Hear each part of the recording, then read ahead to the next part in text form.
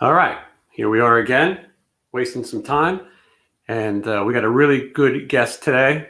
Somebody that I really think is an amazing musician and a great guy as well. And I call him the working class rock star because no matter what, he's always working. He's probably in more bands than anybody else, but just to name a few, and these are a big few: Typo Negative, Danzig, and currently Quiet Riot. So let's just get right to it without any further ado. Let's welcome the one and only Johnny Kelly. Hey, there you are. What's up, man? How's it going? All right. Brooklyn in the house, Johnny. Yeah, Brooklyn by way of Texas now. Yeah, you went to Texas, by the way. I'm sorry, what was that? I heard What made Texas. you What made you move to Texas? My wife actually. My wife has fibromyalgia. Mm-hmm. So the New York winters were really tough on her, Sure. and so she was like, the minute our daughter finished high school, she was like, I'm going somewhere warmer. And then she wound up getting a job down here, and she's on like her third job here, and she's doing great, so She's like you, always working. yeah. So it was, you know, when she wanted to, when she made the choice to want to come down here, you know, given the state of her health and stuff like that, I didn't want to be, total asshole and just shoot it down and say, no, we're not going there. I don't care. I don't care how shitty you feel. We're not going. How do you like it? Actually, it's probably one of the best things I've ever did. I love it.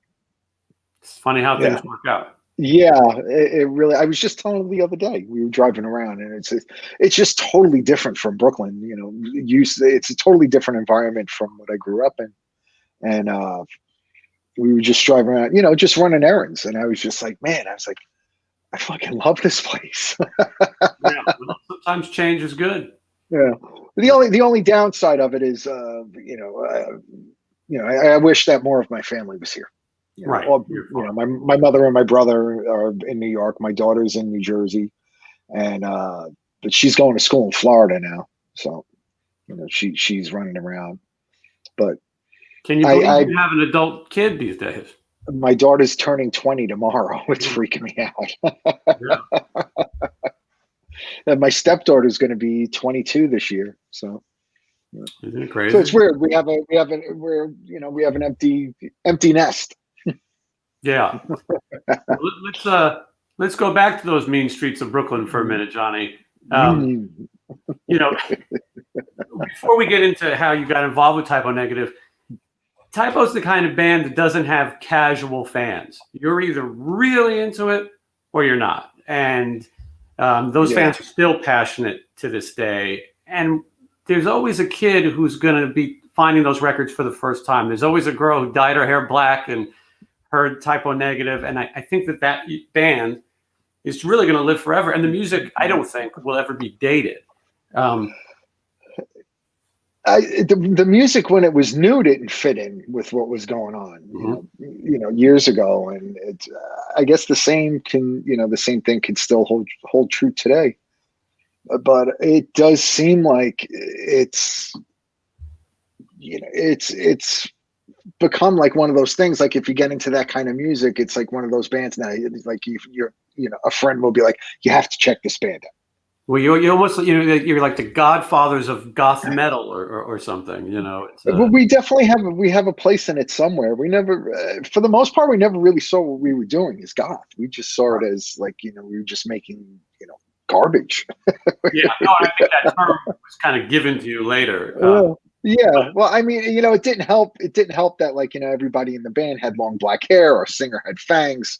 And it like the imagery that a bunch of the music did portray a little bit, it was easy to fall into that category. Yeah, no, Johnny, things have expanded quite a bit, though. Since then. Right. I'm assuming everyone watching this knows Typo Negative, but if you had to describe the band to somebody who maybe doesn't know, how do you do it? I always saw like the tie-ins to like more like like metal, like Black Sabbath. That was like the primary influence of the band. There was a lot of influence from stuff like the Beatles, of course, which maybe your typical metal band won't really draw on them for inspiration. But there was also like this, the band had its hardcore roots, with Peter coming from Carnivore. So there was like that very aggressive kind of stuff on the first record. And then, things took a turn, but it's still, the roots were still there. And there was always something like that was always like a reference to our past on every record that we did, pretty much.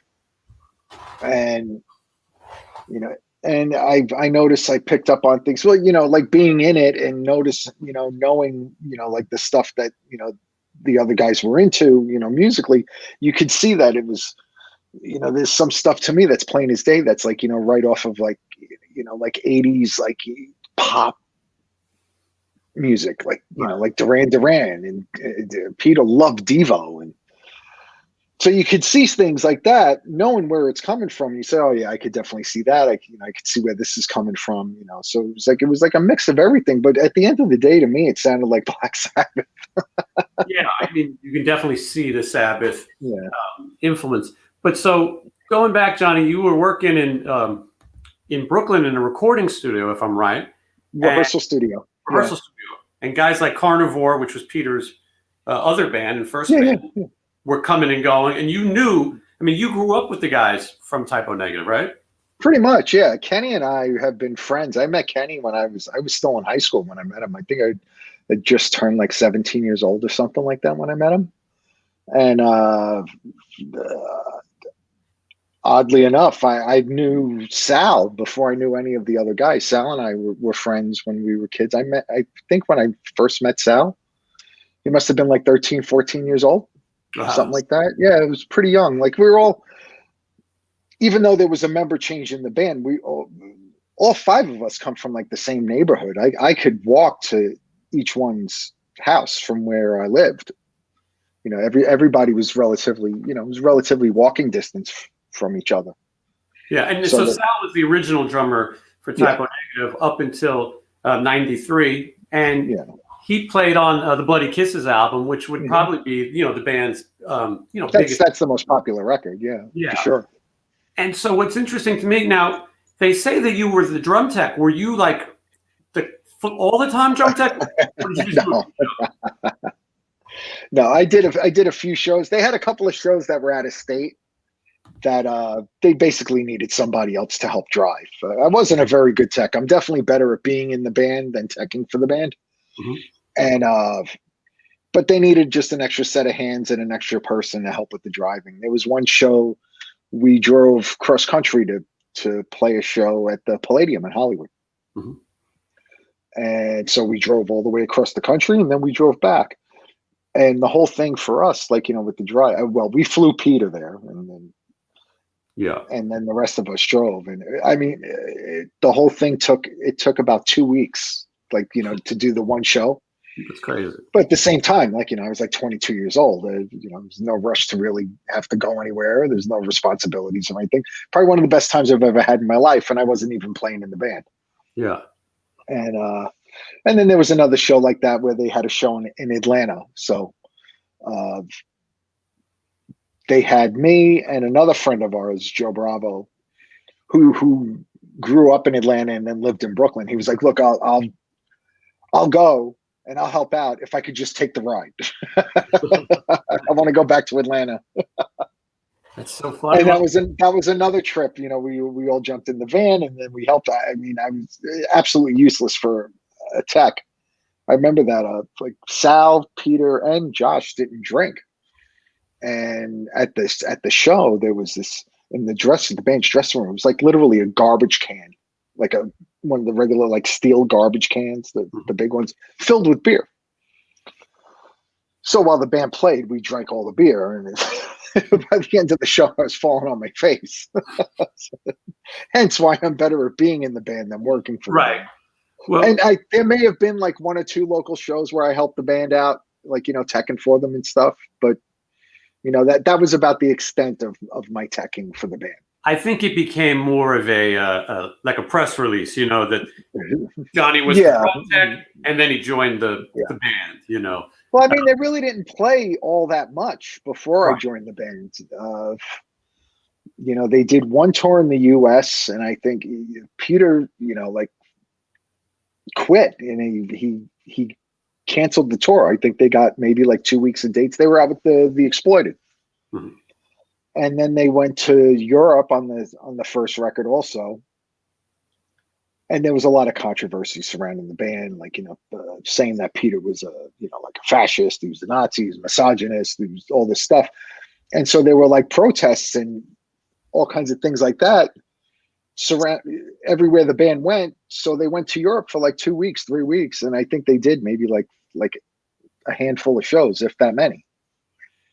Well, one of the interesting things about Peter is that he always kept a job. He did.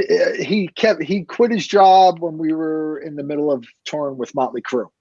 Right, but that's when I first joined the band. It was I remember Peter used to come to my shop where I worked at. He used to come and hang out, and I worked on that car for him a few times. And before I joined the band, and he came to talk to me about playing in the band, he was saying, don't quit your day job. It's not that kind of band. It's that's not what we're going to do. I don't have any interest in like being a rock star or like like making it, or it's like playing the band. If we'll play on the weekends, like maybe locally or something like that. I just saw it as an opportunity. Typo was like one of my favorite bands, so I didn't care if we played like once a year. I didn't give a shit. I wanted to be in the band. And he worked for the Parks Department in Brooklyn. Yeah, he did. And so what would he do? What would a day for Peter Steele be like at the Parks Department? Peter, I remember like when Peter first got the job, he was doing that. I was working at the post office.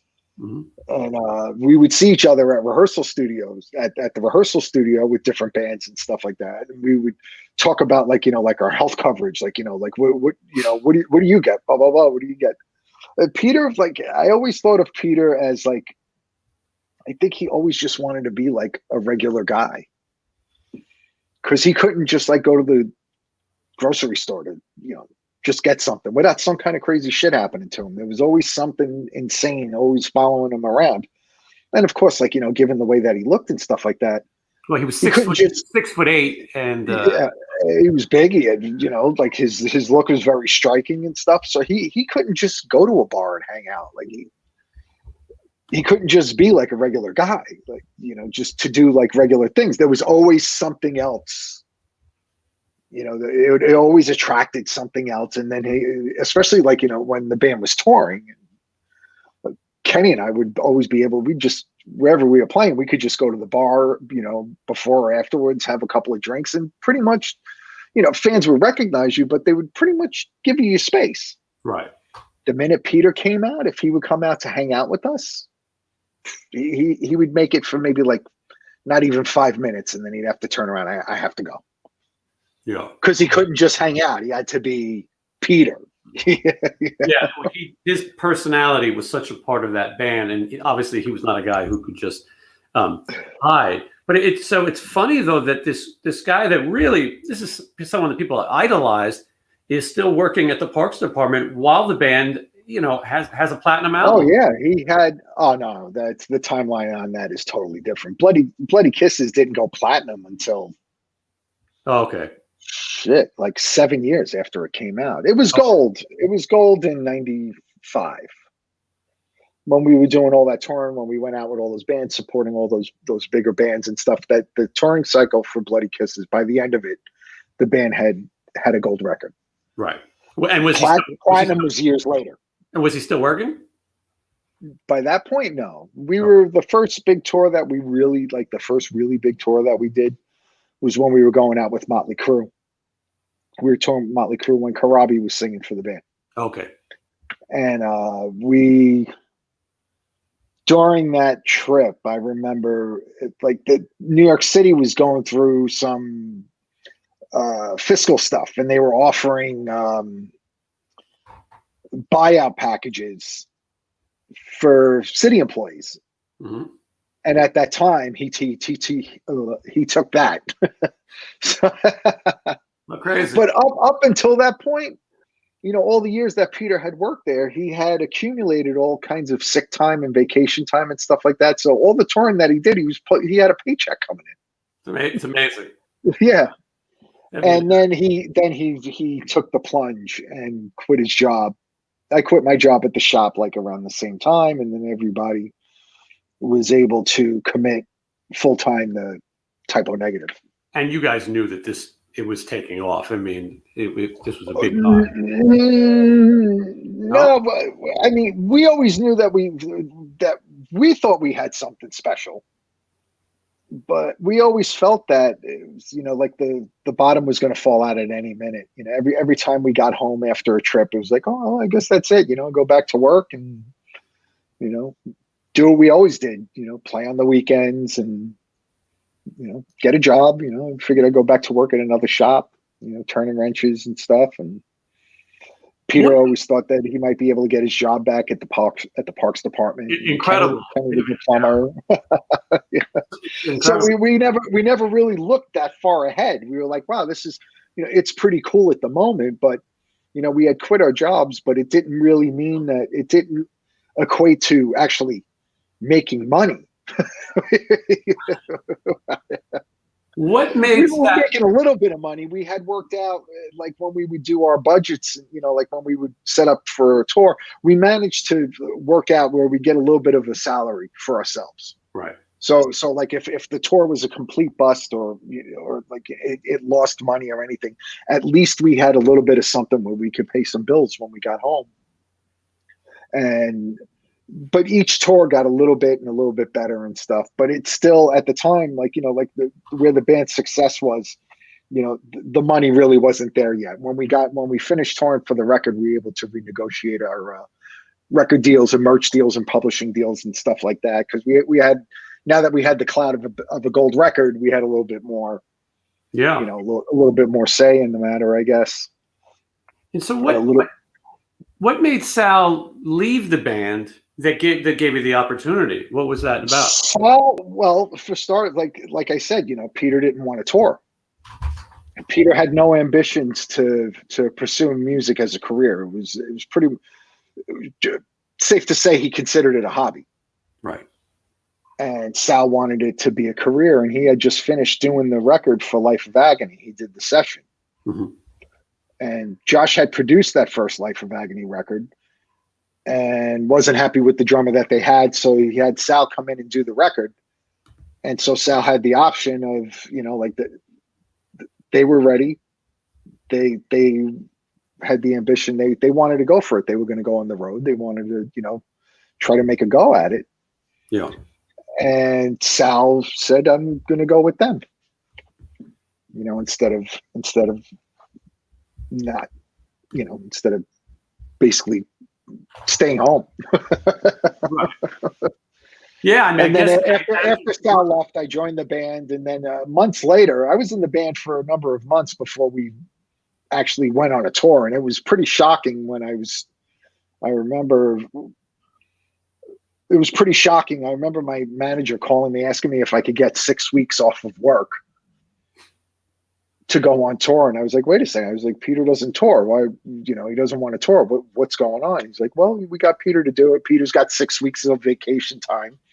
So he said that he would give it a shot. And we did that. And then it was just one after another. And I was doing that to my job so much where I was disappearing for weeks on end. And when I say I worked in a shop, it was a one-man shop like a Pep Boys, but it was only one garage and I was the only guy. Right. So like when I was out, the shop was closed. So I kept on disappearing, and then finally I had to quit. Right. Because it wasn't fair to the shop. Yeah. And, it just, I guess it like snowballed, but at the same time, like, we were, working through the whole thing. But yeah, Sal left because the band wasn't going to go anywhere. Which opened and then after Sal left, then the plans changed. Yeah. And And so even though you didn't play on the record, you did the touring for it and all the, You're breaking up. Album. You're breaking up. Oh, I was saying that you did all the, promotion for this record. Yeah, if I'm not mistaken, I think Sal maybe did one show at the band after the record, like when the record was done, maybe one or two shows, if that many. But like any touring for that record, Sal wasn't in the band at that point. Yeah, he'd been out of the band for a while. Yeah, and so you toured for this record, and obviously it was starting to take off. Oh, I think we lost him. Now this is a first. All right, I'm sure he'll come back. Hold on. Let's see what we can do to make this. All right. This is what happens when you have internet technology. People are going to come and go, and he's far away. We're going to talk about the next record, but we're going to see how fast Johnny Kelly returns. Anyway, so, I mean, look, we're learning a lot so far. This band is, you hear these stories about these bands, they get together and they go on the road and, become big stars. Here we go. Johnny's back. Hold on. You're in the middle of talking and it just. Johnny, I told the best story ever. It was amazing. You'll have to watch the replay. Okay. But Johnny, I was going to get into October Rust because you've been in the band for a while. Come 96, you're going to make a record with this band. And so I got to tell you, I've always wondered, I got so many questions about that band, but I've always wondered, what is it like writing a Typo Negative record? Because you're not in a typical band. Actually, if looking back at each record and how we went about making the records, that was the record that Peter was the most prepared. Mm-hmm. He had a lot of stuff written while we were traveling on supporting Bloody Kisses, and I remember when like one of the first things that he showed that he had brought in, we had gotten our own rehearsal studio at this point. We needed a place because up until that point we always went to an hourly studio to rehearse. So now we had gotten our own facility. We got our own room, and we could go there anytime we wanted and stuff. And so we had our own place to work. And like the first thing that he showed us was "Love You to Death." Mm-hmm. And I remember hearing it, like, just hearing, he was just like, just humming along. I'm not even sure if he had like lyrics he had or anything, but he had the melody line and he was playing, like, playing the bass, basically showing all of us what he had written. It was like the minute I heard it, I was like, this is going to be a fucking great song. And then, like some stuff would come together easy. Some stuff was like a total chore. By the end of it, we were all like, completely mentally and physically exhausted. We like, the record was done. Like the minute it was finished, it was like, don't fucking call me. Don't call. I don't want to see you. I don't want to talk to you. That's it. Bye. When Peter sets out to make these songs, does he know that I'm going to write a really long song, or is it that the style, or does it just happen? It happens that way. Peter always had a thing for symmetry. So if something was done, it had to be done 8 times. And if it was done 4 or 8 times, and if it was, 60 beats per minute, then it would really stretch out. And then it'd be, yeah. And then it'd be, going to the next part. This part has to be this long. And then that would get stretched out. And then soon you had an 11-minute song. But it was never, I wouldn't say it was by design. I think it was just, that's just the way it happened. And Peter actually, with October Rust, he had more, he was trying to write more with a pop sensibility to it, to try to write shorter songs. Right. Because he did have some. Occasionally they would sneak out. Some of them were, basic, simple, to the point, like Girlfriend's Girlfriend, like right. It's a simple song. It's, nothing, I mean, it's certainly not epic. And, the arrangement and everything is, you pretty standard, standard fare. Yeah, rock and solid. and you had radio edits for most of these songs. Pretty much we had to have all of them because I think at the time, I don't know what the standard is now, and a single song couldn't be more than 4.5 minutes. Right. That would be like So an intro for a Typo Negative song. yeah, pretty much, yeah. Like it's unfortunate, like especially when you looked at songs like Christian Woman or Black Number One and how they got chewed up to fit that format. Right. And at first you didn't want to do it, but then it was the only way that other people are going to people are ever going to get to hear what we're doing is if it gets on the radio. Especially back then, all you had was terrestrial radio. Yeah, and MTV.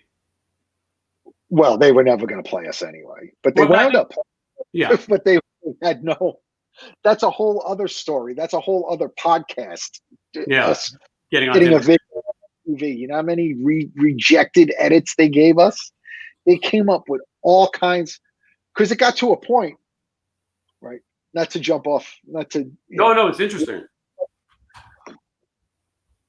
It got to a point the band was getting too popular. They couldn't ignore us anymore. They were going to have to put us on Headbangers Ball. Right. They didn't want to. They didn't like the band, and it's and that's okay. Whatever. They didn't like it, but it had gotten too big. They couldn't ignore it anymore. So we would do these videos. And they kept on rejecting them. They were saying, "No, this like the Love You to Death video." Mm. They'd always come back with like a list of it can't have this and this. That we're objecting to this. This is crossing the line. Like the girl with the baby with the doll. Like they were. She can't be stabbing the doll. Can't do this. Can't. And they would come up with all kinds of excuses to avoid having to play the video. Finally, we submitted versions that they would approve, and it probably gets played a lot more now, I think, than it did back then. Yes, I think things are much more accepted now. I mean, if you go to YouTube, those videos, they have millions of views. Yeah, but back then it was really tough. They just the band just didn't fit in with their formats and stuff. Actually, I'd seen recently. I say recently, it was a few years ago. Yeah. And there was something, VH1 had some kind of poll. And it was people like, they went and voted online and shit like that. And anyway, the polling came out, we beat Bon Jovi. We were like the most popular. I forget what song, if it was a video or something like that. And it was Typo had won. Yeah, I wish Peter could talk. When they came to air the show, Bon Jovi had won. Yeah, but you were saying it was almost like your success was sort of getting forced on these people. I know you did last summer movie, right? Yeah. 97. You guys, the cover of Summer Breeze, which you had for a while, ends up being the intro to the movie. It's the opening piece of cinema. It's like the opening piece of audio. Everything when the movie starts. And it's a huge soundtrack, so people are discovering it through that. And then, the cover of Cinnamon Girl, Howard Stern's playing it. I had heard. I remember when Stern had Neil Young on his show, and he was talking about our version of Cinnamon Girl, and he's like, "Have you ever heard of this?" And Neil Young wasn't aware of it at all. He had no idea that we had covered it. Right. And I didn't hear it. I heard it later on. I saw something online, but at that time, like friends of mine were calling. My phone started blowing up. Friends of mine called. Howard's talking about Typo, blah blah blah, with Neil Young, this and that. And I missed it, but it's always like like the band has been a part of like subculture a little bit. It's always been like the undercurrent of what's going on, or we wouldn't go away. You can't get rid of us. And like you said, the people who loved it. There was no in between for that hardcore Typo bass. And you guys were touring and playing festivals, massive overseas, massive festivals. So you were reaching a large audience. Yeah, it was like we had our audience, but I think it was like something, I guess, like, everybody felt a little more Hmm. personal about it, because it never really went full mainstream, Right. and like it had almost gotten there a couple of times. Like, you had like records would come out, you get respectable chart numbers and things like that, but it was just always like, below the radar. It was just never cool enough to, like, be the end thing. Or it was either that, or, like the flip side of it is, like the band never really reached its full potential. Well, and I think, though, for the fans at the time, it was their band. I think in Yeah. some ways it was still theirs. It didn't get away from them. Yes. And now the band, Typo Negative would now be considered a legendary band. I mean, there's young people who are getting into Which is funny. it. I'm sure you didn't ever see that coming. No, not at all. Not at all. But I was surprised that we made it out of the 90s. yeah. Like, that we made it to the end of the 90s. Because at that point, like I had the band, the band had been around for, almost 10 years. And it was like, where's it going to go from here? That's, what's, Well, I wanted to, and you never worked under the premise of like, oh yeah, like, this is forever. right. Unless it was like a, like a song that you didn't like, you'd be like, oh shit, this is going to be around forever. Right. Yeah. But we never like ever considered anything that was a legacy or something, like never really considered it, especially when you're in something and you're in it and you're just doing your thing. You don't think about how it's going to be remembered. Right. You're like, Jesus, am I going to be able to like pay my bills next month? And not about what's going to be, 20 years from now. Well, I want to ask you a little bit about Peter because, this is definitely this larger than life character. And I once asked Johnny Ramone, I said, after spending some time with Dee Dee and the other guys, I said, how did you tour with these nuts? And not to say that Peter was a nut, but there was a time when he was drinking, using drugs, and he also was admitted bipolar. And so how do you travel with a guy like that? Well, like for the most part, you kind of knew, what was going on. It was when, substance abuse got worse. It was, are we going to go on tour? We didn't even know, you wasn't sure if Peter was going to, be able to. And, but, as long as, I guess, like, as long as he was healthy enough, then it was, sometimes, it depended on the day. You never really knew, like, like you never knew who was going to come out from the back of the bus. But for the most part, he was, like the earlier stuff, he was very easy to tour with, like, whatever, he was taking, medication from his, his prescriptions and stuff like that. So a lot of it was under control. A lot of stuff, like, a lot of things got, he turned to exercise, working out, Right. that was his drug. And so he was always into, like exercise and redheads. Well, was he a nice guy? Because all the impressions I've heard is that he was very nice. Yeah. Yeah. He was nice. He was very much like, like the class clown, always cracking jokes, stuff like that. Always,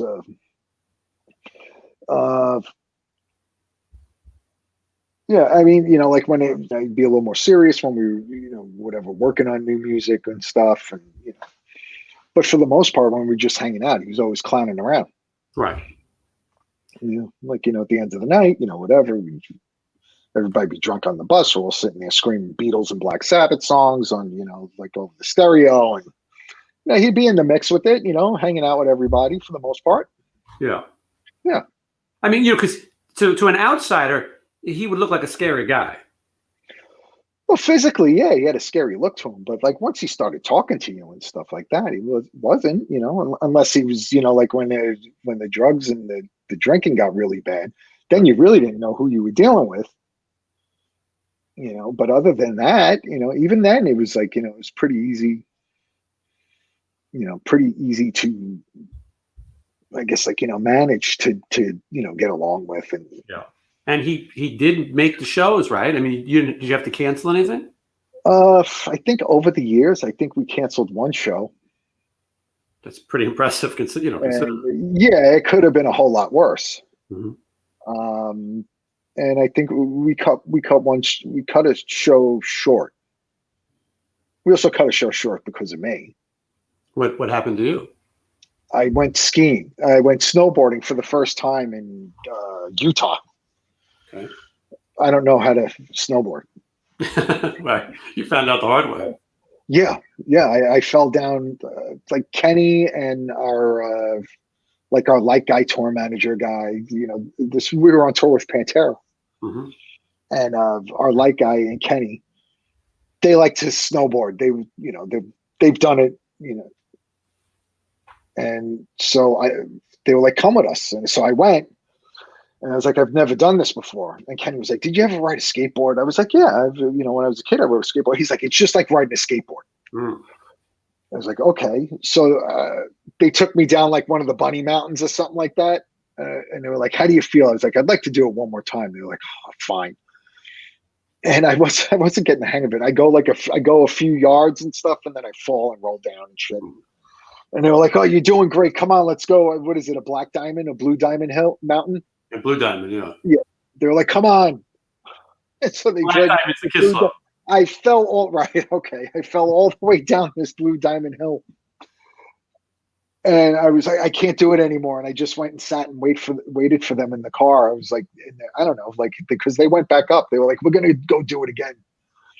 And we got back to the hotel. I couldn't move. I was like, I couldn't even breathe. I'm pretty sure I cracked a couple of ribs. And then we had a show that night. Mm-hmm. This was like totally stupid.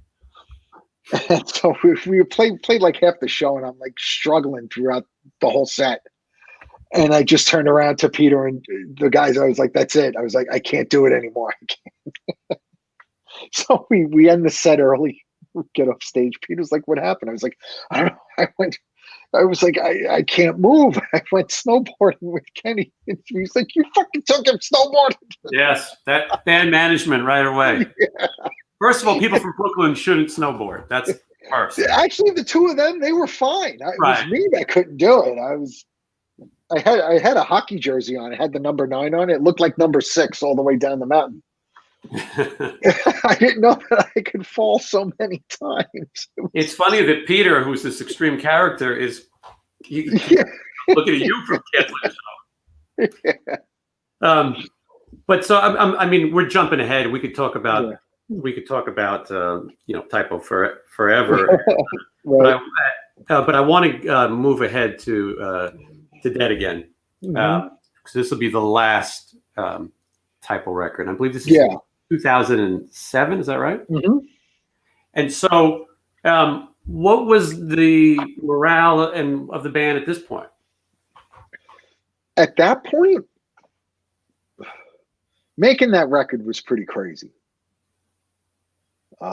This was mostly Peter with me and Kenny in a room. Josh was working on, we were doing a DVD at the time, and Josh was spending a lot of time working on the DVD. And we had a rehearsal studio in Rockaway Beach. Rockaway Beach. It was like literally a block away. The whole studio got decimated during the Superstorm Sandy. Oh, wow. Yeah. And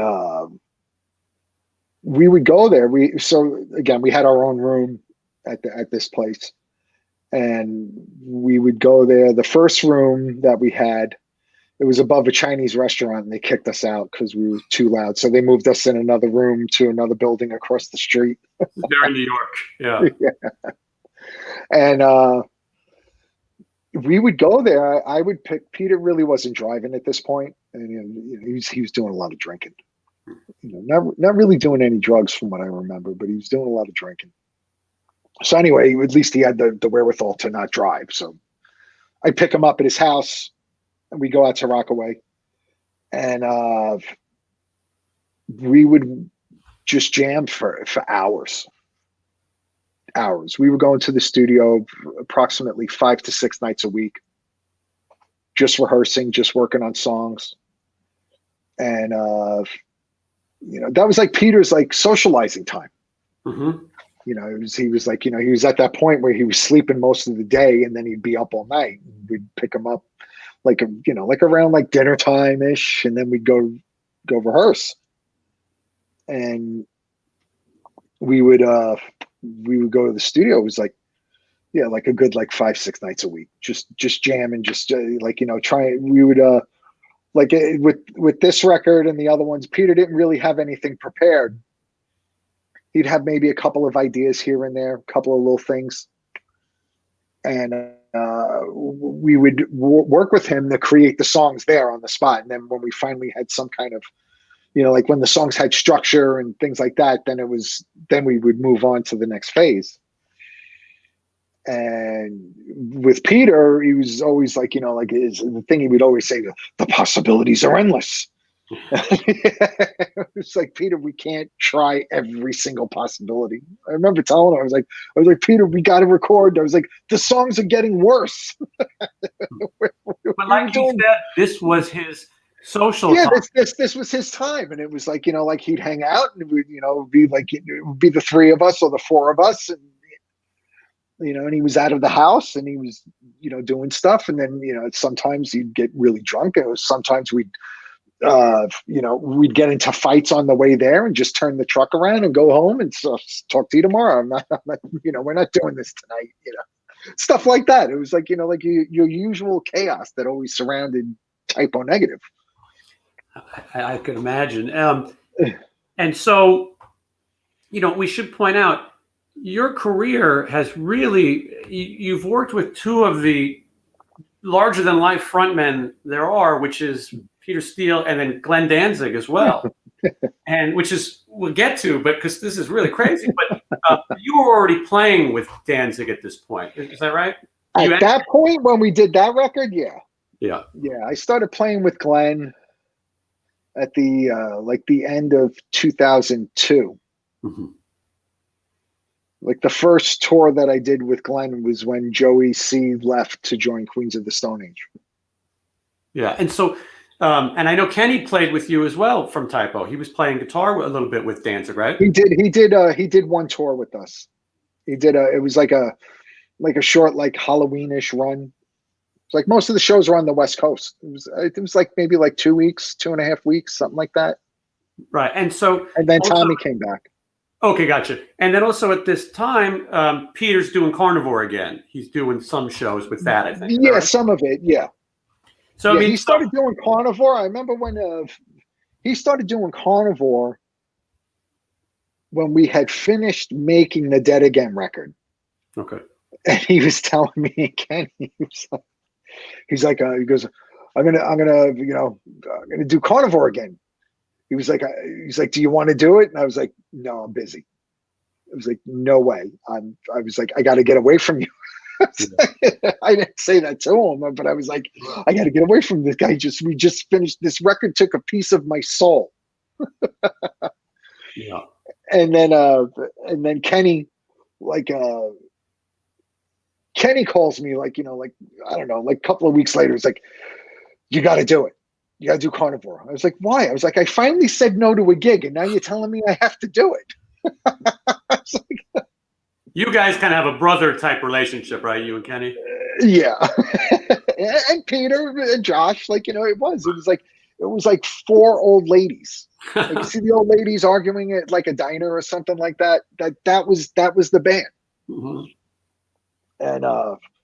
And so Kenny was like, you got to do it. It was like, what do you mean? I was like, I told him no. I told him like, I would do it if you did it. Oh. Amazing. So now you have to do it. I mean, essentially it would have been Typo as Carnivore, though. Yeah, it would have been Typo playing Carnivore songs. But anyway, I was whatever. He wound up getting other guys to play in the band, to do Carnivore. But yeah, it was like right after we finished doing the Typo record, Peter started up with Carnivore, and I was just so burnt out. I could imagine. So burnt out. And so now, the last Typo show was it on Halloween? Yeah. So I mean, of all things to a day's end in Detroit, right? Yeah, at Harpo's. Yeah, How Halloween? How fitting. Now, I mean, Halloween. Yeah. obviously, you didn't know that this was going to be the last show. No, had nobody knew any of that stuff. There weren't any telltale signs or anything. Peter was actually healthy.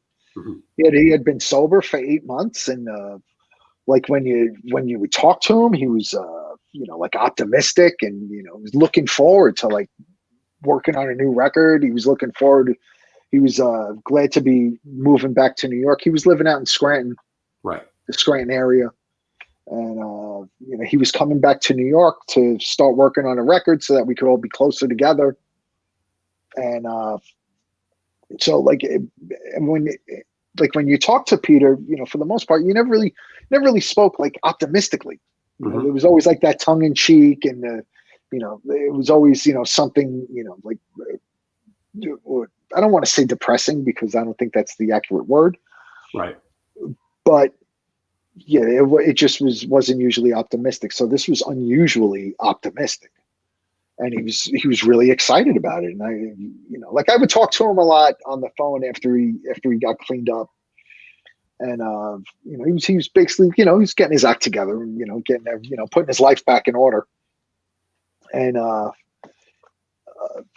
he was telling me, he was like, he goes, I'm really looking forward to writing this new record. He's like, he goes, I haven't really written with passion. Hmm.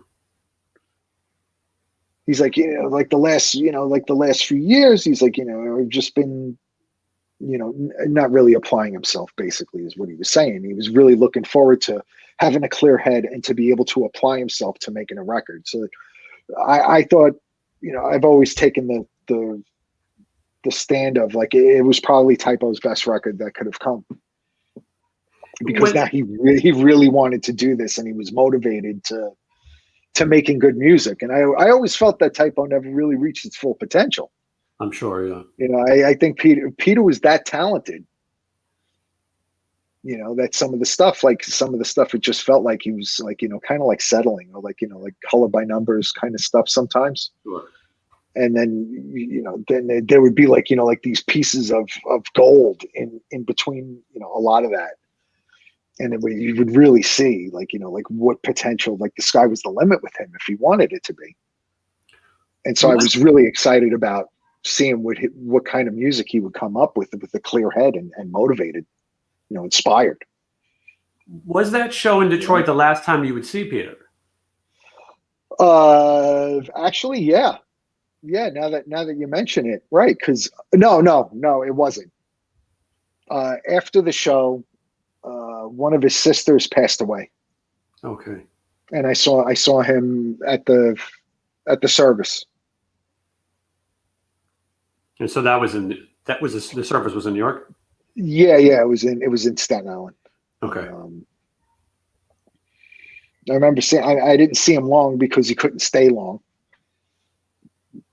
And I couldn't stay for whatever reason. I couldn't stay long either, even though like the service, it wasn't far from my house or anything like that. I lived relatively close by. And I want to say that December, maybe January, it was like somewhere around like the holidays. Mm-hmm. I can't remember if it was before or after, but it's cold too. That was the last time I saw him. Yeah. And so Peter passes away in 2010. He had diverticulitis, right? Which is a stomach disease. Is that right? Yeah. It was perforated. Sepsis. Okay. And so how long before he was diagnosed to the point that he passed? Was he suffering for a while? No, this was just a couple of days when my understanding of it, like I said, I used to speak to him a lot over the phone. Mm-hmm. And I had tried getting in touch with him the night before. I was trying to get in touch with him the night before. He didn't answer the phone. But a few days before that, one of his cats was really sick, and his cat passed away. Mm-hmm. And Peter, like his cats were his children. Yeah. And I remember him telling me, like, like at that time, he was like, I forget what cat it was, but the cat wasn't doing well. He was really sick and it was costing Peter a lot of money to treat the cat. And I just remember telling him, I said, you're more of a humanitarian than I am. And, but at the same time, I was kind of concerned because Peter had been sober and like, one of his cats, passing away. I was worried that could send him off, over the edge and relapse. Yeah. So I was just assuming the worst. I was like, I'm trying to get in touch with Peter. He's not answering his phone. His cat just passed away. Who knows where he is or what he's doing? And I was like, it can't be good. And then I was like, wait, he has a landline. I forgot that he had an actual landline. And where he lived, he had very terrible service. So I called his landline, and like his girlfriend answered the phone. And I was like, hey, what's going on over there? And she's like, oh, Peter's in bed. He's not feeling well. He's got like the flu or something. I was like, is there anything I should know about what's going on over there? Because she knew, like, like we were very, whatever, we talked a lot about Peter and treatment and stuff like that. And I was like, anything I should know about? Anything going on out there? She was like, no, he's really sick. I was like, oh, all right, whatever, blah, blah, blah. We had some business, whatever. Tell him to call me when he feels better, And she was like relaying messages to Peter in bed while I was on the phone with her. And then like the next day, no, that night, his sister called me and said that he had passed away. Wow. And but as far as like any kind of like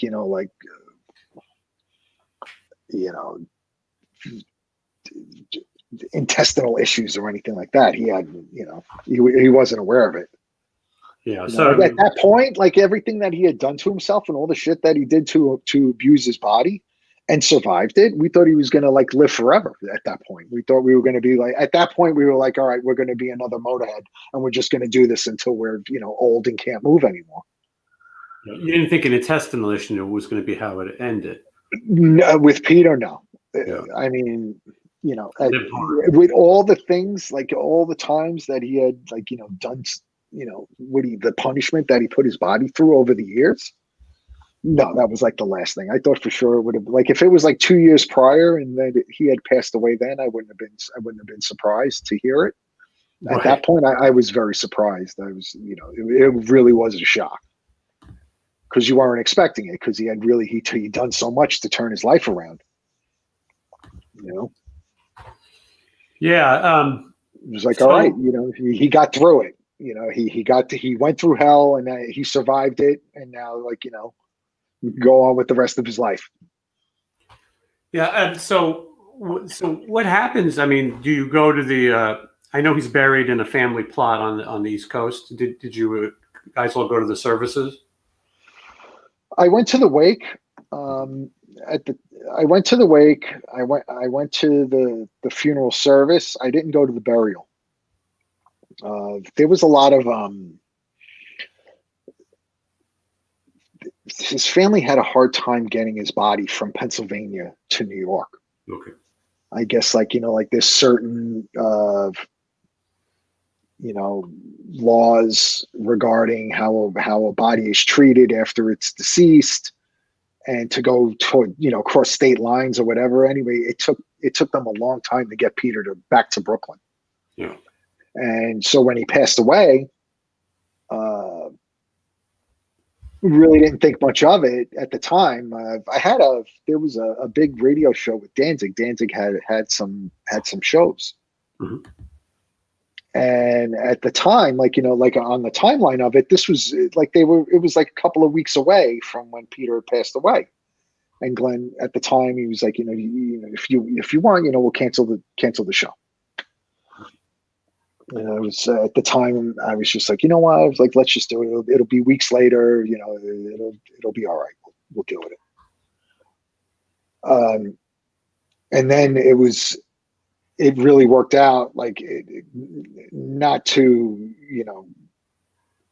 it didn't work out well, but it worked out. I had to leave to fly to California. It took that long, where there was the wake was a couple of days, and the funeral and then the burial was in the afternoon.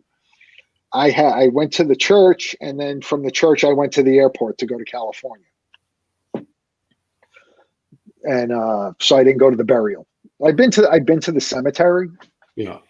Yeah, I've been there a couple of times. Now I don't get to go there now. I live in Texas. Right. Well, no one's going anywhere right now. Also. Yeah, right. Yeah, it's true. Yeah. But I mean, it's always there. And I want to point out as we kind of close the chapter on Typo Negative, at least for this conversation, is that there's also there was an oak tree planted in Prospect Park, which is where he worked. I'm sure he loved it, and that so fans can go visit this tree, and I think they do. Yeah, the fans. I forget her name, but a fan organized the whole thing, and like did the drive to like get the requests and the donations and stuff like that. It really had nothing to do with the band. It was just the fans did it, so that kind of made it extra special, I think. And I bet it's something. There's a tree and there's a bench in his name. That the fans also put that together. How cool, yeah. Well, if there's anyone who's watching this who doesn't know Typo Negative, this, it's never too late to dig in and get addicted to it. And I know you guys, for Record Store Day, you guys put out different things. The surviving members, you guys are active in keeping the Typo brand. Yeah, we're trying. Like, just as of recently, I say maybe like in the last year or 2 years, we've been getting more involved with like like doing reissues. With now that vinyl has become so popular and stuff like that, there hasn't been a couple of Typo records never were released on vinyl. I'm sure, yeah. So we've done stuff like that. We've done with Record Store. We did a box set. Like right after Peter died, there was the first box set that we did, and it was just a limited number of copies. I think it was only like 1,000 copies, and there always seemed to be a demand for it. So we were able to do it again, and I think we did like 3,000 copies this time. Some different artwork, different things like that, and we've been getting involved with doing, given the records their own standalone like vinyl releases, reissues and stuff. Yeah, which I know the fans love, Yeah, we're trying to do it in a way where it's not just a straight up cash grab. Right. Yeah, I was going to say no, but it is. This is something that's respectful, and it's keeping the memory of this band alive. It seems like the band has gotten more popular over the last couple of years than it was, which is I find strange, but. It seems to happen that way sometimes. You guys had goods too, you know what I mean? So it's having like some kind of like renaissance or something. It's been pretty cool. Now I don't like we started doing merch. We were in a merch deal for a bunch of years, and then we signed a new merch deal maybe about 2 years ago, 2.5 years ago, and that's been a lot better. It's they've been a lot better about like having product and. Having stuff available. What's that? The shirts. You know what I mean? People. It's like the Ramones. Yeah. The shirts are everywhere still. Yeah, it blows me away. Like I said, here it is too. 2021, and we're still talking about a band that's last show we did was 12 years ago, 11 years ago. That's leaving your mark. Now I'm going to move kind of quick over some because. You've had all the guys in Typo have sort of been related in these other projects. So I want to talk a little bit.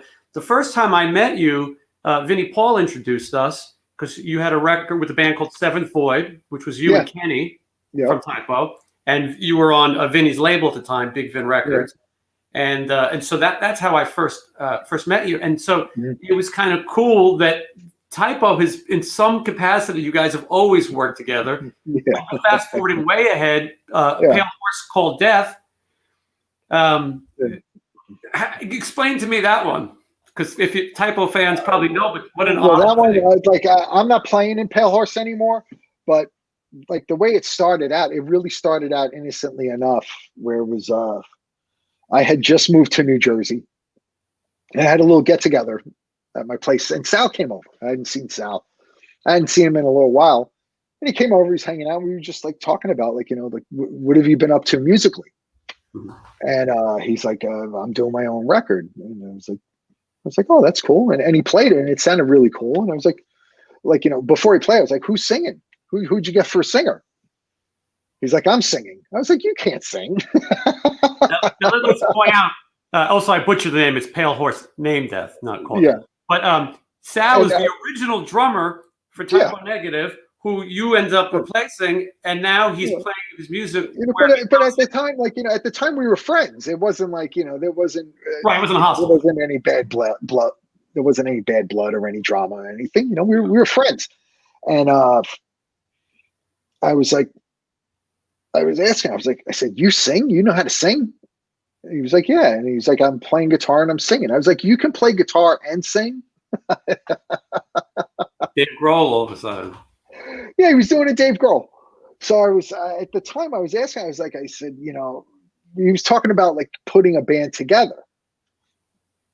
I was like, "Look, if you want, we can get together in the studio and I'll practice with you so that you can work on your singing and playing at the same time." That was it. And then, because Matt from Seventh Void was also doing it with them, like they made the Pale Horse record together. Right. So I was just I was just offering to help them out. I was like, if you want to get together, I'll play with you so that you can practice your, singing and playing together. Because I know it's hard to do that and to just, it's one thing to record your record and do all your tracks separately and stuff like that. But then when you have to deliver it, for a live setting, and it's a lot of work. Yeah. So I really had really didn't have any expectations or intentions of like, joining the band with them. But it was, like I don't know, a little bit, a few weeks later, something like that, Matt called me up. Was like, "Hey, do you want to come down?" And I was like, yeah, sure. Whatever, I'll come down, check it out. And we got together and it worked. Mm-hmm. So then they asked me to join the band, and that's how I was in the band. And then, we did some touring, and then, they, I'm trying to remember the timeline now. Cause I know like on the second record, like I was like, I really wasn't in the band, and then, came back to the band. And then the same thing with the third record after I moved to Texas. Right.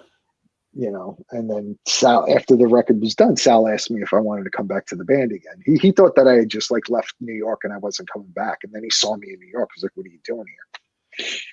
And then, last year we did a little bit of touring and stuff like that. And then that's, that's been it for me. Yeah. But I mean, what an interesting quote unquote. Yeah. I was like, we would talk about that. I'd be like, what are people going to say when you have both drummers from Typo Negative in the same band? And if you don't know better, it's very odd because you go, "Well, who's doing? Who's playing drums?" Yeah. But I didn't play. The only recordings I did with the band were literally the two cover songs that we did last year.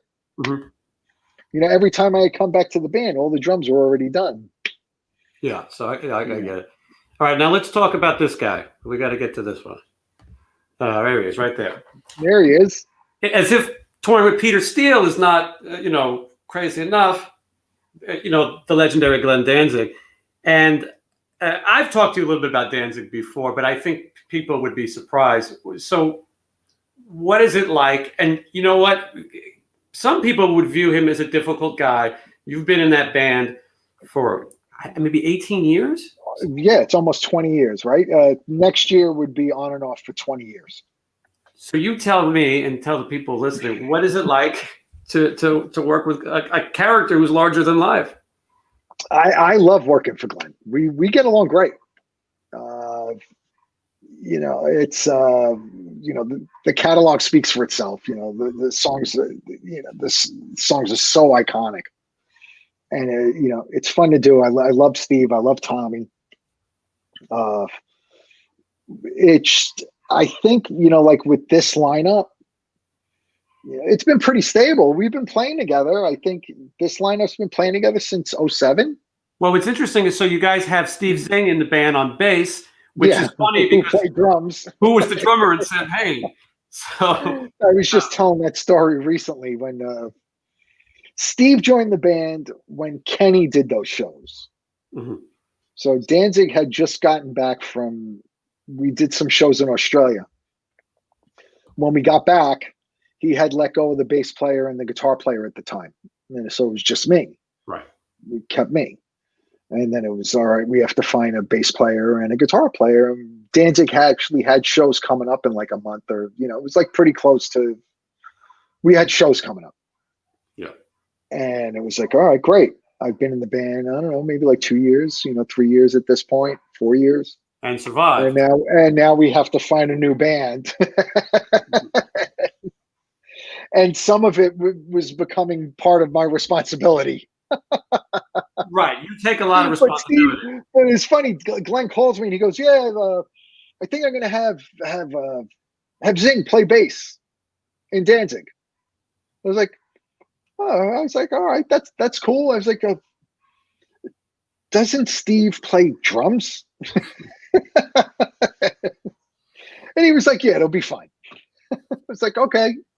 And Steve lives in Jersey. Kenny and I were both living in New York, and so Glenn's manager was asking me to ask Kenny if he wanted to do it. So I asked him, and he did it. And the funny part was, so now we're rehearsing in Typo's rehearsal space, rehearsing the Danzig band, because we're all in New York, and we have to, everybody's got to get up to speed. And Kenny was like, "What's the set list?" And I was like, "No idea. Probably won't know until maybe the night before the first show, maybe day of show." And he's like, "Well, what songs?" He's like, "So what songs do I have to learn?" I was like, "Well, you kind of have to learn all of them." I mean, there was it was about maybe 25 songs or so that I had to learn, and we were doing Sam Haines songs on that set, and Misfit songs. Wow. So we had those songs to learn too, aside from Danzig solo stuff, from his solo catalog. That there was a list of like 25 songs that we're not sure which ones are going to be played, so we just have to learn all of them. And so like the three of us would get together. We got together a whole bunch, and we would rehearse in Typo's rehearsal studio in Rockaway Beach, and then went to California and rehearsed with Glenn, and then we went out and we did a bunch of shows, and it was Glenn fun. lives out west now, right? Glenn's lived out west since the first record came out or something like that. Like, I think he said he moved to LA in like 88, somewhere around there. He's been out there that long. Yeah. Yeah. But originally he was a Jersey guy. Yeah. And I think I attribute the band's stability because everybody in the band is, we're all from, New York and New Jersey. Tommy's from Queens. I'm from Brooklyn. There is an East Coast vibe that will have a bonding thing. Like, how people from like New York, how like everybody, how you get along with each other, which is always usually it's like busting balls, giving each other a hard time. Well, we all watched, The Odd Couple and the Honeymooners on WPIX. Yes. my favorite television shows. Best. Still. Yeah, best. That's part of the New York. It's one of the things I miss about New York, especially on New Year's. Yeah. New Year's Day, there was always the Honeymooners marathon on, the Odd Couple on. I forget, the Odd Couple was on another channel or something like that. And then my friends are still watching it. I get messages from my friends because I left New York 20 years ago, and they're all living it. So on Danzig, so you say that he's a pretty easygoing guy. For me, he is. Right. Like he's the boss. It's his show. It's his name up there. So if anything goes wrong, it falls on him, and it's so he wants things a certain way, and he expects that. The people that he hires and stuff, he expects the same thing from them. And it's, as long as you have that clear understanding, you show up, you do your work, you don't try to bullshit them. That's the one thing I always watch people do. And I always watch them crash and burn, smoldering in flames. Don't try to bullshit them. And you told me, I mean, he books plane tickets himself. I mean, he's really he does a lot of shit himself. He still has that, like if he was still in the Misfits, taking the, going to the record plant and pressing the records himself. He's still like that. Yeah, he's in control of his business. Yeah, that's it. And if you have that understanding, there really isn't a lot to argue about, or like you could either be a part of it or not. Right. Well, and you've adapted to it incredibly well, and he obviously likes you because you guys have kept this business going. I think he tolerates me. He tolerates me. I guess in his world, that's a good thing. Well, you kind of bust his balls, though. I know. I mean, we've talked about it. You know. Yeah, I give him a hard time. Yeah, absolutely. You guys definitely have different personalities, but you know, you make it work. You know, like also, you know, like like when it comes to the gig, I have respect for the music and stuff like that. I come in, I try to do the best job that I can. I don't, you know, I try to be, you know, dependable, responsible, and you know, like he appreciates that. He likes the fact that, like, with this lineup, you know, he can book a show for next week and we probably be ready for it. We haven't played together in 2 years. Mm-hmm. And he could call us up and say, hey, you know, I got something, you know, wherever, you know, get it together. First week in February, you want to do it? Yeah, I'm available. All right. You get your flight info and then you're on your way. And he likes that. I think one of the reasons that you work so much, and I've said this before, is that one, you're a nice guy, you're an easygoing guy, you're not a hard guy to deal with, but you also respect the music, you work hard, you understand the job. And I think for bands, because Kill Devil Hill, when Vinny left, you stepped into that band. You're one of those guys that when people need a reliable drummer fast, they know that they can call you, and that's why your career is so wide. And now we're going to get to Quiet Riot. Because which is your career is pretty crazy. I can never just interview a guy who was like, you know, I played this person in this movie, or I made that record. It's always, but I think that makes such more of an interesting life. Yeah. It's I mean, I've been doing stuff like this since I was a kid. You know, like my friends would call me a drum slut and stuff. And I was always like, you know, playing with this band, playing with that band, and always, you know, just always playing and always trying to, like, you know, learn something, you know, do something new, do something different. Mm-hmm. And you know, and then I was lucky enough where it became a career, you know. Yep. So that was. Well, you mastered that skill, not just the skill of playing the drums, but of handling the business, which can be awful at times. It's stuff that you have to learn it. Yeah, just some of it, you know. I mean, there's still so many aspects of it that I'm completely oblivious to, and that I wouldn't say that I would be good in those positions, but there were certain things that I did learn about, particularly like when it came to touring and stuff like that, and coming up with a budget, and, you know, watching how money was spent and stuff. Because you know, the way that we used to spend money in Typo years ago, it was like when I finally saw a piece of paper that showed what we were spending money on, I was like, we can't tour like this anymore. It was like, you know, we could have been retired, you know, something like that. And it was like, it's a lot of money. And it was like, we could be doing better things with this money, and blah, blah, blah. And so then we turned it around, and then Kenny got on board with that also. You know, Josh was always the one that handled, you know, the aspect of everything that had to do with the record, you know, the recording, dealing with the studios, and, you know, like all that was his thing. Peter was the creative outlet, and then Kenny and I would watch the, you know, like the other stuff. And then we started doing the budgets, and every time we, you know, like we would get whatever tour offers, you know, like an agent would, like, you know, send us routings and stuff or whatever. It was like, you know, we do the budget. I was like, no, I'm not going to, you know, I'm not going to go out there and lose money like this. Right. You know, we'd have to do something different. So we started doing that and watching over the day-to-day stuff, and started paying attention to what those business aspects of, you know, a working band on the road. Which is a great skill to have, especially as you start to play with more independent bands. And then also traveling now is, you know, as you're learning with Quiet Riot too, it's a different world. And so, but I want to talk that's a completely different world. Yes. That stuff, like, I'm used to, you know, like with the bands that I've played with, was always like, you know, all right, you know, you fly to an airport, you get off a bus, picks you up, or you get your rental van and you go do your gigs, and you disappear for a couple of weeks, and then you get the flight home. Quite right. 13 flights. Yeah, it's get up early. 13 connecting flights. You play 45 minutes. Yeah.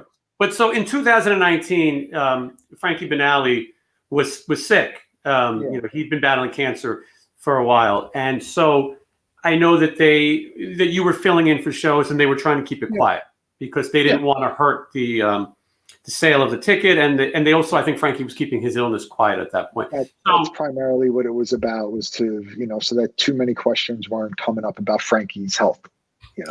So how was that for you, essentially being snuck in? What was it like to do those first shows? The first show was weird because I got, Alex had called me to ask me to do it 2 days before the first show. So that was kind of weird, where it was, I had to learn a whole set list of music and be show ready in 48 hours. Thankfully, a bunch of the songs I was familiar with because they were a big staple in my they were a big staple in my cassette deck when I was younger. And but we did that. We did the first show, got through it without any major train wrecks and stuff. So that was cool. And it was very touch and go because we didn't know what was really going on with Frankie. We didn't know if it was, how serious it was or anything like that. Especially me. I would, a lot of that shit was on a need to know basis, and I didn't need to know. they just needed me. Like if they needed me to be a certain place, I was there. And that's what had happened. And it got to that point where it's like, all right, Frankie's not going to be available because he's got other things going on at home. Can you do this, and this thing? Yes. And you were probably told, don't promote it, just show up and play. I really wasn't told anything, but yes, of course, there's the underlying, there's that understanding, you're covering for Frankie Benally. It's now, Frankie, you're covering for Frankie Benally and Quiet Riot, it's gonna send up a lot of flares and stuff. There's gonna be a lot of unnecessary, drama to go along with that. Well, and everyone has to be better off. Yeah, everyone has a phone, and so video was coming out, and people were starting to see that you were playing. Had you talked to Frankie Benally at this point at all? We would talk a little bit. We were talking a lot through emails and text messages and stuff like that. Not so much, on the phone, but we'd stay in touch. Yeah. Yeah, and obviously he approved of you. I mean, he wasn't going to just let anyone. Yeah, it wasn't. It wasn't just one of those things. Like him and Alex were the way Alex puts it. Like like they had like a list of names and stuff like that. And I really, how I got involved was they were playing in Dallas, but I knew Frankie wasn't. Frankie had just found out he was sick, and he was just starting to get treatments and stuff. So I was like, I asked Alex, I was like, do you want me to come to the show and just keep an eye on Frankie? I'll help him out, so that he doesn't have to, whatever. I'll help him, like, set up his kit, whatever. I'll fucking carry his cymbals for him. It doesn't matter. Just like, whatever we could do to make it easier for him. Since you're playing in my backyard, I said, right. I'm gonna come see you anyway. So it was like, tell Frankie I'll help him out if he needs it. So that all he has to do is just show up and play. Because I know, like, whatever treatment, chemo and stuff like that, it beats the hell out of you. Yeah. I was just shocked that he was going to be doing shows. And then it got down to the last wire. It got down to the wire, last minute. They, Frankie decided that he wasn't going to come out, but they wanted to keep the show going. He was like, they were like, can you do the show? And that's how I wound up doing it. Yeah. And you were but right. Really, I was just offering to help out. Yeah. Well, and in the long run, you did. Now, I know you guys played in Hollywood at the Whiskey, and Frankie did come up and play. Now, you played that show, though, right? No, Frankie played the whole show. Oh, he did? I didn't realize he did it. So that's pretty wild. So he played. That was his final show with the band. Had you ever met Frankie? Yeah, I met Frankie a number of times. Yeah, but like back in the day, I mean, not back in the day, like like as of recently, like over like the last 10, 15 years. Okay, I met him then. Yeah, and I would see him more often when I started playing with Alex and Hookers and Blow. Okay, that's right. Yeah, so you were in that little world. So I mean, Frankie knew. Yeah, right. So Frankie knew who I was, and then. They had a list of guys that they were considering. And then, Alex was like, Johnny said that, he'd help out. And Frankie, whatever, the way Alex puts it, he goes, Frankie put you right to the top of the list. And that's, I thought that was pretty cool. Like, here's one of my heroes from when I was younger. And, and so, obviously ultimately Frankie passed away. and the band has to make a decision what to do. I know Frankie's wife runs the business, Yeah. Mm-hmm. And they decided to continue, and this is before the world shuts down anyway, or right during it. But During it, yeah. So do you get a call saying, do you want to do this, or how does that? Well, yeah, I guess kind of, yeah. It was, like at first, like, when Frankie passed away, nobody really knew what was going to be happening or whatever. So, I mean, especially for me, I'm over in Texas. I'm going to be the last person to find out what's going on. Right. But Frankie had plans that he wanted, he wanted the band to continue, and they wanted me to do it. And so, I mean, up to this point, we've only done a few shows, but right, that was well, and for the most part, Quiet Riot is what would be called a fly date band. They're not going to. Yeah, that's a whole new thing. That's a whole new element of playing for me. I'm not really that acclimated to it. I mean, I got used to it when I started doing the Quiet Riot stuff, but as I was saying earlier, it's not along the lines of what I've been accustomed to. Well, and you're not going to play your own kit. You know what I mean? No. Every night's a new kit. You don't know what you're getting. I bring sticks. Yeah.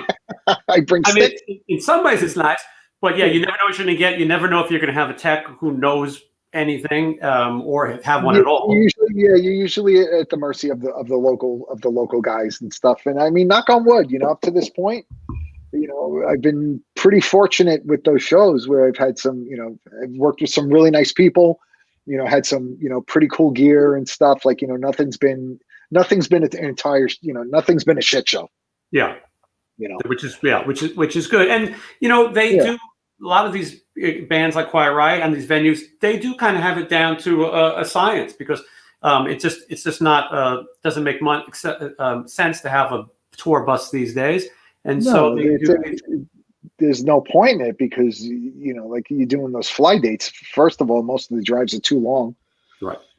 And it really is, it's an extra, it's an unnecessary expense.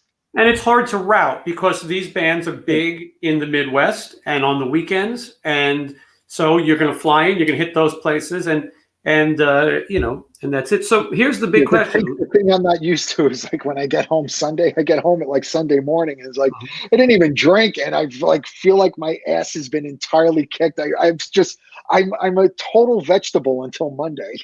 Yeah. No, I did some traveling with the band Winger. Rod Morgan said, we get paid to fly on planes. The show is just, an hour of the trip, but that's it. 10 hours of flying, so it's a different world. But so what happens if the world opens up again? What happens if Danzig's got shows and then Quiet Riot's got shows? What do you do? I don't know. I mean, up to this point, I've been pretty fortunate with the bands that I played in. There's been a couple of times where I've had to get a couple of people to cover me, different spots here and there. But really, I haven't gotten to that point yet. And I haven't gotten to that situation where I've needed to, to juggle around my schedule like that. Usually it's like Seinfeld, it's like, don't win, don't lose, but kind of balances out. Well, and you cross the bridge, when you get to it. But I cross it when I get to it. Yeah. Danzig's not looking to do massive long tours. Right. We're not going away for extended periods of time like that. It's like a couple of weeks here, maybe a couple of weeks there. We'll see. I mean, we'll see what's going on. Who knows? Everything. We were supposed to go out last year, and everything got shit canned like everybody else's. And I don't know if stuff's been rebooked, for this summer, or if it's going to happen the following summer, or if it's not going to happen. Quiet Riot has dates as soon as March. Quiet Riot has dates. Quiet Riot had other dates too, and a couple of them, a bunch of them had gotten postponed or canceled, due to COVID and stuff. We managed to do. I think we did 3 shows. I remember you did this past year. Did you do you did the bike festival, right? Right, we did Sturgis and survived it. Lived to talk about it. Mm-hmm. And I think we did 2 other shows besides that. We played in like Missouri and Iowa. Yeah. I think so. That was it. You know, like there were more shows scheduled, but then because of everything with the pandemic, they were getting rescheduled, then they just got canceled or rescheduled for they're going to do the same exact event the following year. Right. Yeah. Well, I mean, so right now it's touch and go. We'll find out what happens. But and Johnny, I can't let you go without saying you were nice enough to play on my band's record, the Sin City Rejects. That's right. I played on the Sin City Rejects record. That plug-in. This interview alone will sell. That was pretty fun. Like it. I've known Scott for a number of years now. Yeah. And so like when you approached me to do it, it was a fun thing, and it was like, like the song that you did, the song that you had me play on was kind of funny too. Like, it was funny to have me on it. Yeah, it was good. Well, my friends always, because when I was working with Sin City Sinners, the band that I put together and still have, we would book guests all the time. So I made a lot of friends, and most people that I worked with were really great. The guests who came in were really great. So my friends would always say, "Why don't you try to call this guy or that guy?" I go, "I can only hit up so many of my friends to do things." But I wanted to write a song in the vein of Typo Negative. I had this idea, and I wrote. I caught it. Like, I picked up on it. Like, you told me that you had the song, whatever. And then when I heard it, I was like, all right, whatever. And I was like trying to put all the tricks into everything that we did to a Typo track. I tried to put it all in that one song. and I got to tell you, the engineer didn't get it completely. Like, I don't think he understood what we were doing and what we were putting into it to make it sound that way. I remember we were at the Brooklyn Bowl. You were playing with Danzig. And that's when I spoke to you about, hey, I got this idea. Let's maybe do it. But I had this idea about this girl I knew from Brooklyn, and I had this idea to write this song, and I said, I want to write something and I just started Googling, like, let me think of I found this date, I think it's 1638. But it turned out that was the darkest eclipse we've ever had, but the whole time I kept thinking, I wonder how Peter Steele did this. Did he Google? Probably not. Peter was a very he was a brilliant person. Well, he was a history type of guy too. He knew. He was very, very book smart. Yeah. So I was doing a cheat. Yeah, I remember like one day he calls me up. He's in the back lounge of the bus, and he calls me in the front lounge, and he's like, "Do you know Pluto's not a planet anymore?" Amazing. Yeah. Amazing. I was like, Peter, I had no idea. He's like, can you believe it? Yeah, no, that's it. Those are the things. Like, you went into his bathroom and he had the table of contents poster on the wall. Amazing. Yeah, well, this is how these characters become. The table with the table of what? With the elements and stuff. Yeah, no, the elements charts and stuff like that. He knew his stuff. But so when we were working on the song, Scotty had this idea that we should make all the measures equal. And when you were talking about Typo, it's funny because we made, I don't even know if you know it, but we made everything 13. Yeah, 13. Yeah. You did notice it. Okay. Yeah. So the whole song is in 13s. And symmetry. That's what Peter loved that. Like, if you had just one thing, if there was just one part of the song that was 13, it would have made him crazy. That's amazing. Yeah. And so that's like 13. It's either all or nothing. So they'd all have to be 13 or none of them were. We wanted to make it 13 minutes, but we couldn't. And they played on the radio here in Vegas, but we had to make a radio edit. So it was everything I wanted from a song that I wanted. I was honored to have. Very Typo Negative experience. It's completely, yeah. And I was honored to have you. Experience. Yeah, I was honored to have you be part of that. And anyway, Sin City Rejects. It was fun. I appreciate it. I was happy to be a part of it. It's cool. Yeah, and so we talked about all these amazing accomplishments. We might as well end on a low note. But Johnny, my career looks really good on paper. Well, yeah. Well, you have on paper it looks good. That's it. Well, you got a book in you somewhere, Johnny. I mean, honestly, I don't know. I don't know if I could do a book. Wait, I heard a rumor about a Typo Negative documentary or something. Is that true? If somebody's doing it, I have no idea about it. Okay, so it's not something that's authorized. No, it isn't something that we're involved in. Not that it's something we're involved in firsthand. Right. But I mean, I think if regardless, that could be something down the road. Though you still have stories to tell. It is an interesting story, even if you don't like the band. Right. It's the story of the band and of Peter is a really interesting, compelling story that, there is something cool in there somewhere. I just don't know if I have the wherewithal or the means to do it. But maybe someone comes along, like these fans maybe, now. Maybe if they made the band would have to be better looking, of course, to make it more suitable for consumption. Well, that was part of the charm. But anyway, I hope everyone goes and the people who don't go listen to some Typo Negative today or any of your projects. And I'm glad we're in a crazy world right now. This is kind of the only way that people get to communicate. This is cheaper than therapy for me, though. Let me call up. Let me call up Johnny Kelly and talk about Pluto with him. I've done this with like Kenny and some of my friends back home. We would get, like, in the beginning, we would get together like a Zoom thing. We get together like every Friday night. Yeah. And just catch up. It's kind of fun. As if we were all sitting in the room together, like, hey, what's going on? Whatever, blah, blah, blah. Here, look at my dog. Right. Well, I said yesterday I interviewed Oz Fox from Stryper. And then today I've got Johnny Kelly from Typo Negative. So it's like heaven and hell. But the amount of, these conversations and the stories are so interesting. And, these go on YouTube. They're long, but people they get to hear a lot of things that I don't think they necessarily heard. Someone told me yesterday they feel like it's watching two people just chat about sometimes things. Yeah, there's something there's that what's the I can't find the word for it to there really aren't any parameters and stuff like that. It's much more casual, less formal. I personally enjoy watching people do these things if when they're done well, and if somebody who has a story. And again, you don't have to necessarily be a fan, like you said. If somebody has a story, it's certainly certainly interesting to hear. And now we've got time to do it. Yeah, right. Yes, we have time. Well, I'd ask you, Johnny, if you had anything to plug, but I don't think anyone has anything to plug. What have I done? I did.